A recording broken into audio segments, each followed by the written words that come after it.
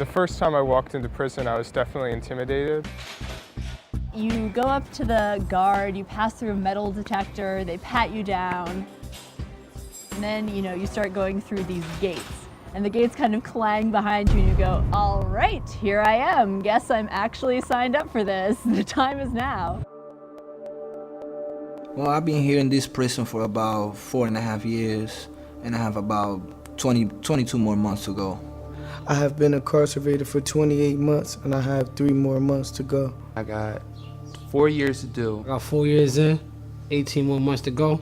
I'm incarcerated for selling drugs. What I'm in here for is possession, intent to distribute, CDS, that's controlled substance, personally known as drugs. I have drug charges and some violent crimes. I'm basically here for aggravated assault. How you guys doing today? You doing all right? Yeah. So what are you guys working on right now? Math fractions. Do you need some help with this stuff? You need some help on this? Yeah. What are you working on here? All right. Fraction problem right here. Fractions. You're doing some canceling, right? Yep. The inmates ask me, why are you here? Why are you doing this? Why do you care? Are you getting credit for this? Are you getting paid for this? Why do you care about me? Yeah, remember when you said you were bad at math? And here you are. I'm still bad at math. It can be tough to convince these individuals that you're there because you want to make a difference or you enjoy helping other people. Why would you want to be in prison voluntarily? And I'm just like, because I want to help. I want to help you guys learn and help you guys get your GEDs and your high school diplomas. You have to look at it from the inmate's perspective. There's not a lot of people that see them. Some of them have hardly any visitors at all. And so the fact that they have a visitor, let alone someone from Princeton, let alone someone who has no contact or doesn't know them, is a marvelous thing. The thing I admire about them most is that they come here and spend their time out of their day to help another person. I have did wrong and I'm getting taught by somebody else to help me do better in my life and to change my life around. I really appreciate the tutor. It means a lot to me. If you could take your time out of your schedule to come see me, hey, I barely even know you. And you come and take your time, that's a blessing. What's 3 divided by 3? 1. I come here, make sure I get my school on, and with them, that's gonna help me. Get my diploma, get my degree, and that's what the Petey Greene does for me. So for 4, you could have 4. Education is probably the best thing we can do at the moment in terms of intervening lovingly in the lives of those who are in these prisons. The education gives people a better chance at getting a job. Getting a job for someone coming out is a key to staying out. Yeah, looks like you got it. I usually get 2 hours a day, 5 times a week, working with the volunteers. My favorite volunteer was Chi, because how she explained and broke down certain problems.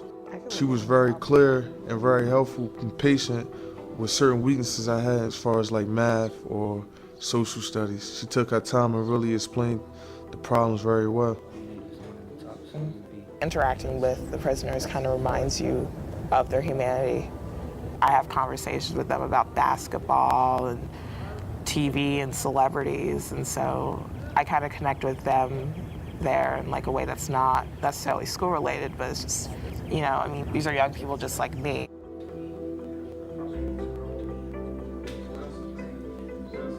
One thing I learned tutoring in prison was how to teach.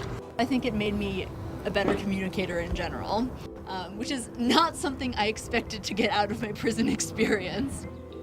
Some of them really couldn't string together what I would consider a grammatically correct sentence, or at least they seem like that. And then you really get into their homework with them, and you really realize just how smart they are in their own way and how much potential that they have, which is really great because I know there's so many stereotypes. We used to have to do writing tests every Friday. And I used to come down and be upset until I sat down and thought about when you learn how to write, you learn more. You know what I'm saying? It's patience. Everything's a patience. If you understand life a little better, you can accomplish a lot of goals you can. And you just gotta open your mind up, think outside the box. Stop thinking about the negative and think about the positives, because we all make mistakes. We need to overcome our mistakes in life. Today in America, we have about 2.3 million people who are incarcerated.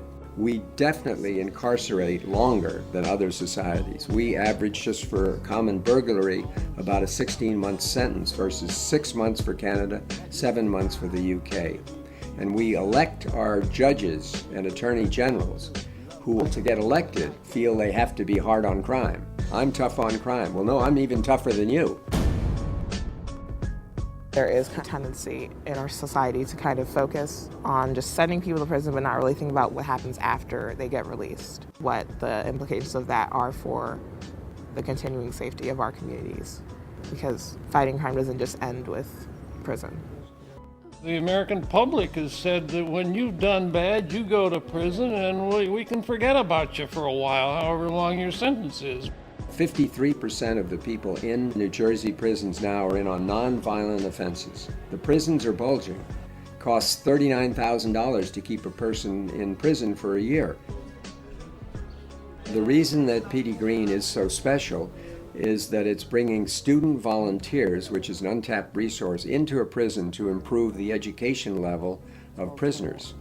And that's done at no cost, with great benefit to the prison and great benefit to the student. We've got to spread the good news about the Petey Greene programs, and I hope every institution, college, and university has the wisdom and the care to have a Petey Greene program.